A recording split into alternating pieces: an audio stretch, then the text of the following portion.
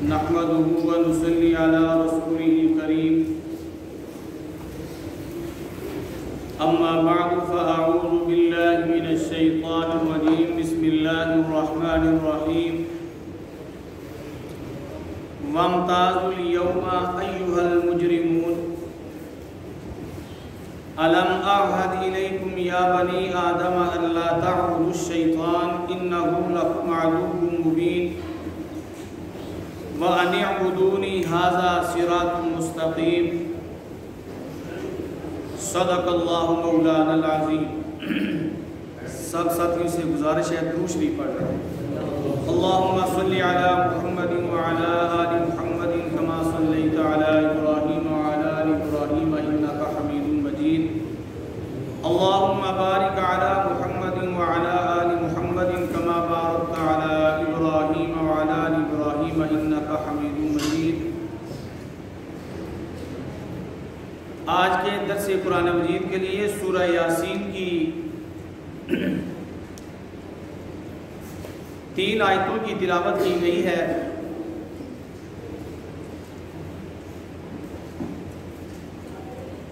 سورہ یاسین کو پورے قرآن مجید کا دل کہا گیا ہے۔ فرمایا ہر چیز کا ایک دل ہوتا ہے اور پورے قرآن مجید کا جو دل ہے وہ سورہ یاسین ہے۔ انسانی جسم کے اندر یہ جو دل ہے یہ مرکزی حیثیت ہے اسی دل کو۔ دل ختم ہو جائے انسان ختم ہو جاتا ہے۔ تو پورے قرآن کا دل اور جو خلاصہ ہے وہ اللہ رب العزت نے سورہ یاسین کے اندر جو ہے وہ ذکر فرمایا ہے۔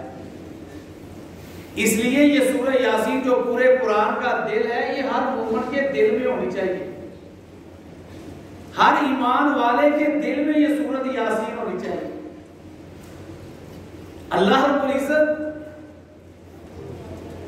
اس سورہ یاسین کے اندر جو ہے جہاں اپنی وحدانیت کا تذکرہ فرماتے ہیں وہاں نبی پاک صلی اللہ علیہ وسلم کی رسالت کی گواہی بھی دی جا رہی ہے۔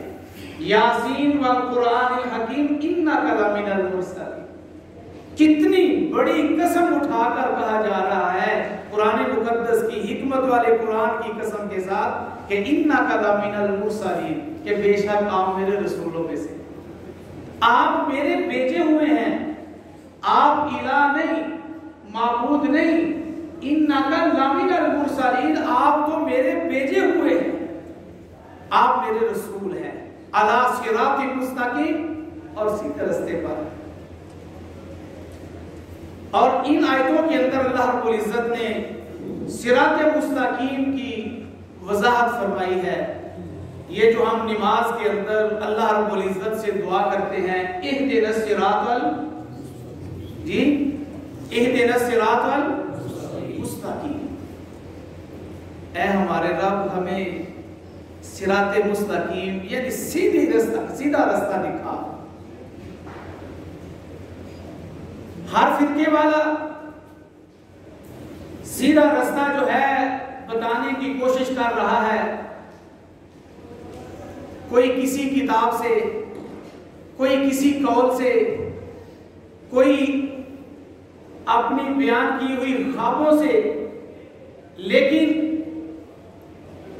سورہ یاسین کے اندر اللہ رب العزت نے قرآن مقدس کے ذریعے جو ہے وہ صراط مستقیم کی تشریح کی ہے کہ وہ صراط مستقیم جو ہم نماز میں اللہ سے مانگتے ہیں وہ صراط مستقیم ہے کیا؟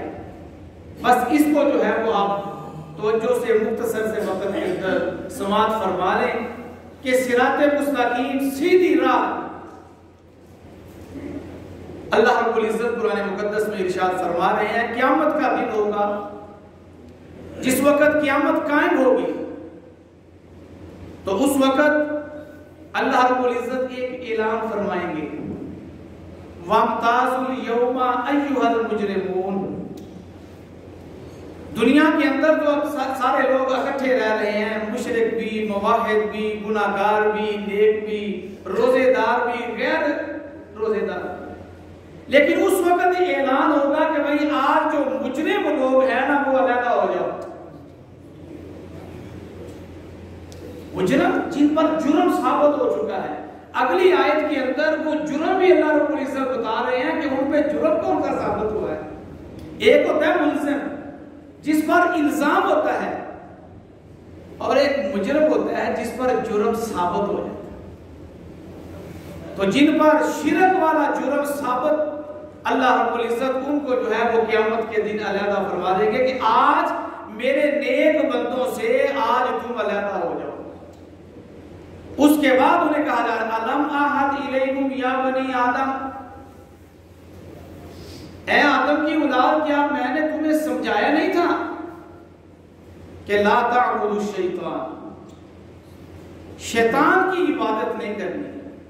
चूंकि गैरुल्लाह की इबादत करने का सबब शैतान बनता है, इसलिए फरमाया कि शैतान की इबादत नहीं करनी, शैतान की पूजा नहीं करनी, उसकी बात को नहीं मानना। इन्नहु लकुम अदुव्वुम मुबीन, वो तुम्हारा खुला दुश्मन है, बिल्कुल वाज़ेह दुश्मन है तुम्हारा।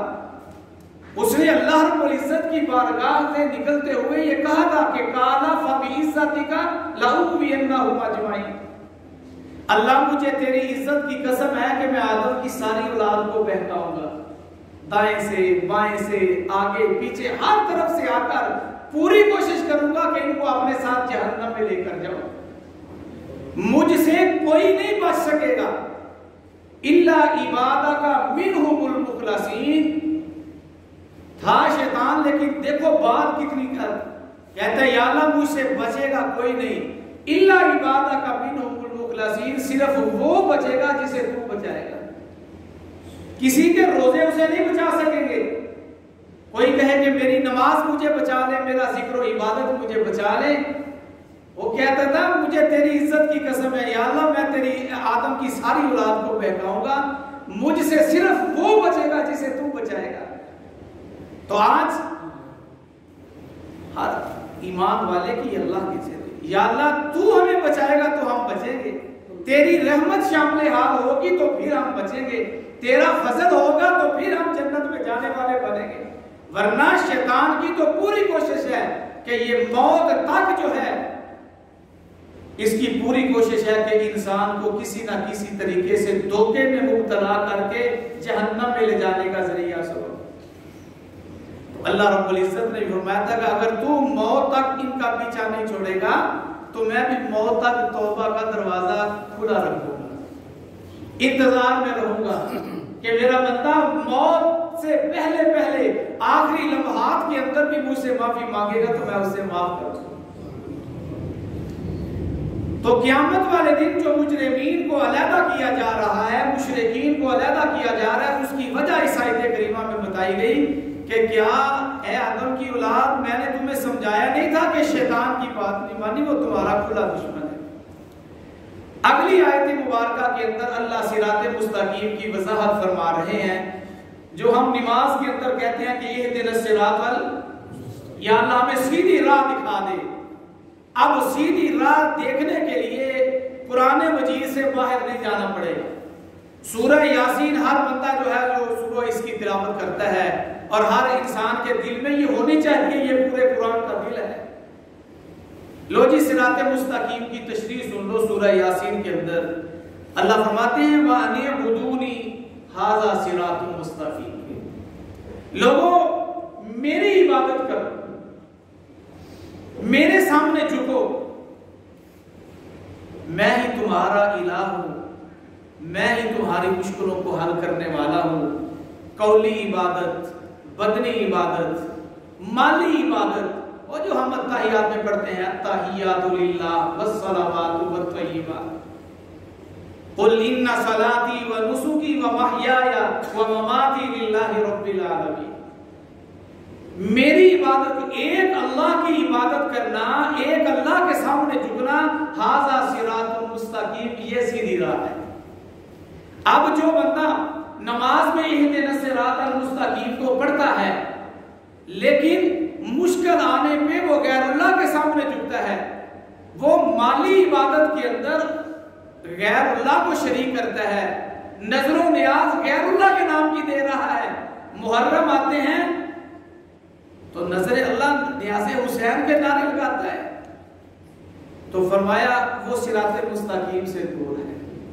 اسے صراط مستقیم وہ جو نماز میں مانگ رہا تھا کہ یا اللہ مجھے سیدھی راہ دکھا دے، قرآن مقدس نے اسے سیدھی راہ دکھائی ہے کہ اللہ کے سامنے جھکنا، ایک اللہ کی عبادت کرنا. وَقَضَىٰ رَبُّكَ أَلَّا تَعْبُدُوا إِلَّا إِيَّاهُ، تیرے رب نے اس بات کا فیصلہ کر دیا اور لوگوں اللہ کے سوا کسی کی عبادت نہ کریں. حضرت عیسیٰ علیہ السلام اپنی قوم سے خطاب کرتے ہوئے یہی صراط مستقیم کی دعوت دے رہے ہیں. ان اللہ ربی و ربکم فاعبدوہ ھذا صراط مستقیم. لوگوں بے شک اللہ میرا بھی رب ہے اور تمہارا بھی رب ہے. اللہ مجھے بھی پالنے والا ہے اور تمہیں بھی پالنے والا ہے. فاعبدوہ، تو جب ہمارا معبود ہمیں پالنے والا اللہ ہے تو فاعبدوہ، اور مل کر اس اللہ کی عبادت کرے. ھذا صراط مستقیم، ایک اللہ کی عبادت کرنا یہ سیدھا رستہ ہے. تو بھائی یہی صراط مستقیم جو ہم نماز کے اندر، اب کئی شخص کے لوگوں کے دلوں میں یہ سوال آتا ہے کہ بھائی ہم تو اللہ رب العزت کے فضل و احسان سے جب سے ہوش سنبھالی ہوئی ہے ہم تو الحمدللہ اللہ کی عبادت کر رہے ہیں، آج تک غیر اللہ کی عبادت کا دل کے اندر ذرہ برابر کھٹکا بھی پیدا نہیں ہوا، تو پھر ہم جو نماز میں کہہ رہے ہیں کہ اہدنا الصراط المستقیم، یا اللہ ہمیں سیدھی راہ دکھا دے، اللہ ہمیں سیدھی راہ دکھا، کیا ابھی تک سیدھی راہ دکھائی نہیں گئی؟ تو وہ اللہ کا شکر ادا کرے. جن حضرات نے اپنا تعلق قرآن مقدس کے ساتھ رکھا، قرآن مقدس کا پیغام ان کو پہنچا اور ان پر اللہ رب العزت کا یہ فضل و احسان ہوا کہ اللہ رب العزت نے انہیں اپنے سامنے جھکنے کی توفیق عطا فرمائی. وہ اللہ کی عبادت کرتے ہیں، غیر اللہ کی عبادت نہیں کرتے، اوروں سے نہیں مانگتے، عقیدہ بڑا پختہ ہو گیا ہے. اب جب وہ نماز میں کہیں گے نا اہدنا الصراط المستقیم، تو اس وقت اس کا معنی یہ ہوگا اللہ جو صراط مستقیم تو نے دکھا دی ہے، تیری بارگاہ میں ہم دعا کرتے ہیں کہ اسی صراط مستقیم پر ہمیں ثابت بھی رکھنا، اسی پر ہمارا خاتمہ بھی فرمانا. ہم دنیا سے جائیں تو اسی صراط مستقیم کے اوپر ہم ہوں تو دنیا سے رخصت ہو. صراط مستقیم کی وہ استقامت کی پھر اللہ سے دعا کریں کہ یا اللہ ہمیں اس صراط مستقیم پر پختہ رکھنا، پکا رکھنا کہ ہم دنیا سے جائیں تو اس وقت بھی ہم اسی صراط مستقیم پر، اسی سیدھے رستے پر ہوں جس سیدھے رستے کے اوپر جو ہے وہ ہم دنیا کے اندر رہیں. نماز جنازہ کے اندر آخری الفاظ یہی ہیں کہ وَمَن تَوَفَّيْتَهُ مِنَّا فَتَوَفَّهُ عَلَى الْإِيمَانِ، یا اللہ تو ہم میں سے جس کو فوت کرے اس کا خاتمہ ایمان کے فرما. یہی صراط مستقیم، یہی ایمان جو ہے اس کے اوپر جو ہے وہ یا اللہ ہمارا خاتمہ فرمانا. تو جس شخص کا ایمان کے اوپر خاتمہ ہو گیا وہ شخص قبر و حشر کے اندر جو ہے وہ کامیاب ہو جائے گا. اس کی کامیابی کی یہ بہت بڑی امید ہے کہ آدمی جو ہے استقامت کے ساتھ جو ہے وہ دنیا سے رخصت ہوا. تو فرمایا میری عبادت کرو، ھذا صراط مستقیم، یہی سیدھی راہ ہے، یہی سیدھا رستہ ہے. دوسرے مقام پہ ہے وَمَن يَعْتَصِم بِاللَّهِ فَقَدْ هُدِيَ إِلَىٰ صِرَاطٍ مُسْتَقِيمٍ. لوگوں جس شخص نے اپنا تعلق اللہ کے ساتھ قائم کر لیا، اپنا تعلق اللہ سے مضبوط کیا، روزے رکھ کر، ذکر و عبادت کر کے، اعتکاف بیٹھ کر، قرآن مقدس کی تلاوت کر کے، اپنی زندگی کو اللہ کے احکامات کے مطابق گزار کر اس نے اپنے تعلق کو اللہ کے ساتھ مضبوط کر لیا، فقد ہدی الی صراط مستقیم، تو ایسے شخص کی پھر سیدھے رستے کی طرف رہنمائی کی جائے گی. امید ہے، پکی بات ہے کہ اللہ ایسے شخص کو صراط مستقیم جو ہے وہ عطا فرمائیں گے. جو شخص اللہ کے ساتھ جس نے اپنا تعلق قائم کر لیا. اور دوسری آیت مبارکہ میں ہے وَاتَّبِعُونِي هَذَا صِرَاطٌ مُسْتَقِيمٌ. اے میرے محبوب صلی اللہ علیہ وسلم آپ اعلان وَاتَّبِعُونِی، میری اتباع کرو، میرے نقش قدم پہ چلو، میری سنت کے مطابق چلو. هَذَا صِرَاطٌ مُسْتَقِيمٌ، بس یہی سیدھا رستہ ہے. یہی دو باتوں کا تقاضا ہم سے کلمہ بھی کرتا ہے اور یہی قرآن مقدس بھی کہہ رہا ہے کہ وَمَن يَعْتَصِم بِاللَّهِ فَقَدْ هُدِيَ إِلَىٰ صِرَاطٍ مُسْتَقِيمٍ، جس شخص نے اپنا تعلق اللہ کے ساتھ بنا لیا، اپنا تعلق اللہ سے مضبوط کر لیا، اس شخص کی رہنمائی کی جائے گی سیدھی راہ کی طرف، صراط مستقیم کی طرف۔ اور دوسرے مقام پہ فرمایا میری اتباع کرو، میری تابعداری کرو، میرے نقش قدم پہ چلو، میری زندگی کے مطابق زندگی بسر کرو، ھذا صراط مستقیم، یہی سیدھا رستہ ہے۔ اور یہی تقاضا ہم سے کلمہ کر رہا ہے، لا الہ الا اللہ۔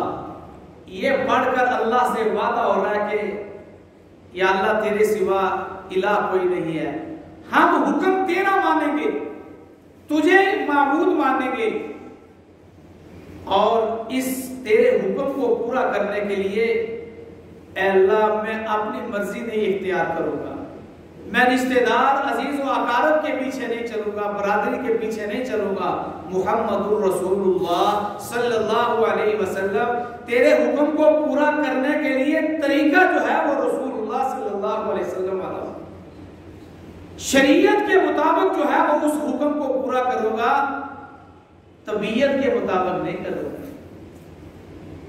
شریعت کے مطابق میں انتظار کروں گا کہ یا اللہ اس حکم کو تیرے محبوب صلی اللہ علیہ وسلم نے کس طرح پورا کیا۔ تو شریعت کا حکم عمل صالح اس وقت بنتا ہے، سونا عمل اس وقت بنتا ہے جس وقت اس سونے عمل کو سونے کے طریقے کے مطابق کیا جائے۔ قرآن مقدس نے زیادہ اعمال کی ترغیب نہیں دی، ان الذین آمنوا وعملوا الصالحات، بے شک وہ لوگ جو ایمان لائے اور اچھے عمل کرتے رہے۔ اچھا عمل اس وقت بنتا ہے کہ جس وقت اس عمل کو نبی پاک صلی اللہ علیہ وسلم کے طریقے کے مطابق کی جائے۔ سورۃ الکہف کی آیت ہے فمن کان یرجو لقاء ربہ فلیعمل عملا صالحا، لوگوں جو شخص اللہ سے ملنے کی امید رکھتا ہے، جسے یہ امید ہے کہ میں نے مرنے کے بعد اللہ کا سامنا کرنا ہے، اسے چاہیے فلیعمل عملا صالحا کہ وہ سونے عمل کرے، خوبصورت عمل کرے۔ سونے عمل کیا ہے؟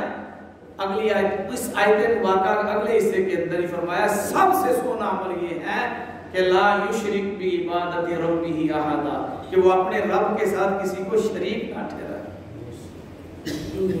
اور دوسرے مقام پہ فرمایا لیبلوکم ایکم احسن عملا، لوگوں ہم دیکھنا چاہتے ہیں کہ تم کتنے سونے عمل کر کے آتے ہو، زیادہ عمل نہیں کر، تم کتنے زیادہ عمل کر کے آتے ہو، ہم دیکھنا چاہتے ہیں کہ تم کتنے خوبصورت عمل کرتے ہو۔ عمل کے اندر بھائی جتنا اخلاص زیادہ ہوتا جائے گا اتنا اس عمل کا وزن زیادہ ہوتا جائے گا، جتنا جتنا اس عمل کے اندر اخلاص زیادہ ہے اتنا اس عمل کا جو ہے وہ وزن زیادہ ہوگا۔ تو اس لیے اللہ رب العزت نے بھئی موقع عطا کیا، آپ حضرات صبح فجر کی نماز کے بعد درس کے اندر شریک ہوتے ہیں، قرآن مقدس کا پیغام بیٹھ کر سننا کہ اللہ رب العزت ہمیں کیا ارشاد فرما رہے ہیں، اللہ تعالیٰ پہلے سپارے میں ہم سے کیا مخاطب ہے، دوسرے سپارے میں ہمیں اللہ نے کیا کہا ہے، تیسرے میں ہمیں کیا کیا ہے۔ تو یہ قرآن مقدس کا پیغام اس مسجد کے ممبر و محراب سے ہمارے آباء و اجداد، ہمارے بزرگ جو ہے حضرت قاضی نور محمد رحمہ اللہ سے سنتے چلے آ رہے ہیں، پھر اس کے بعد حضرت قاضی اسمت اللہ صاحب رحمہ اللہ وہی پیغام آپ حضرات کو، ہمارے آباء و اجداد کو سناتے چلے آ رہے ہیں۔ اب یہ سلسلہ آگے ان کی اولاد کے اندر جو ہے اب آپ کو وہ پیغام دیا جا رہا ہے قرآن مقدس کے اندر، تاکہ کوئی بندہ یہ نہ کہے کہ ہمیں اللہ کا پیغام پہنچا نہیں ہے۔ باقی بھائی یہ عظیم الشان کتاب ہے، آپ حضرات سے آخری گزارش یہ ہے کہ آپ بڑے خوش قسمت ہیں کہ آپ قرآن مقدس کے حلقہ درس کے اندر تشریف رکھتے ہیں۔ بات یہ ہے کہ یہ عظیم الشان کتاب جو ہے اللہ فرماتے ہیں ہم نے اس لیے بھیجی کہ لِتُخْرِجَ النَّاسَ مِنَ الظُّلُمَاتِ إِلَى النُّورِ، تاکہ لوگوں کو کفر اور شرک کے اندھیروں سے نکال کر وحدانیت اللہ کی توحید کی روشنی کی طرف جو ہے وہ لوگوں کو بلایا جائے۔ یہی منشور ہے ہماری جماعت جمعیت اشاعت التوحید و سنہ کا کہ لوگوں کو قرآن مقدس اللہ کی طرف بلایا جاتا ہے، اللہ کی کبریائی کی طرف بلایا جاتا ہے اور انہیں شرک کی قباحت سے آگاہ کیا جاتا ہے۔ یہی وہ کتاب ہے جس کتاب کی وجہ سے اللہ رب العزت نے رمضان المبارک جیسے مقدس مہینے کو اللہ نے عزت سے نوازا ہے۔ شہر رمضان الذی انزل فیہ القرآن، بھئی کیا وجہ آخر؟ یہ مہینہ دوسرے مہینوں کی طرح ہے، اس کے دن رات دوسرے مہینوں کی طرح ہے، یہ کوئی تعداد کے اندر اس کے دن زیادہ نہیں، اس کی راتیں زیادہ نہیں، عام مہینوں کی طرح ہے۔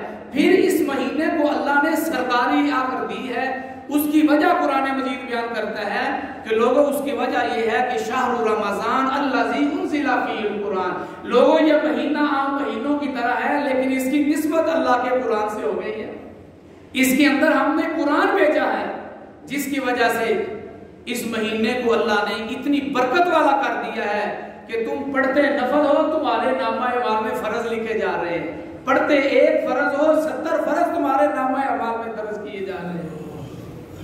پھر اس مہینے کے آخری عشرے کے اندر ایک رات ہے، اس رات کے بارے میں بھی فرمایا انا انزلناہ فی لیلۃ القدر، کہ لوگوں وہ جو 1000 مہینے کی عبادت سے بہتر رات ہے، اس رات کی کیا وجہ ہے کہ اللہ رب العزت نے اس رات کو جو ہے اتنا اونچا کی ہے؟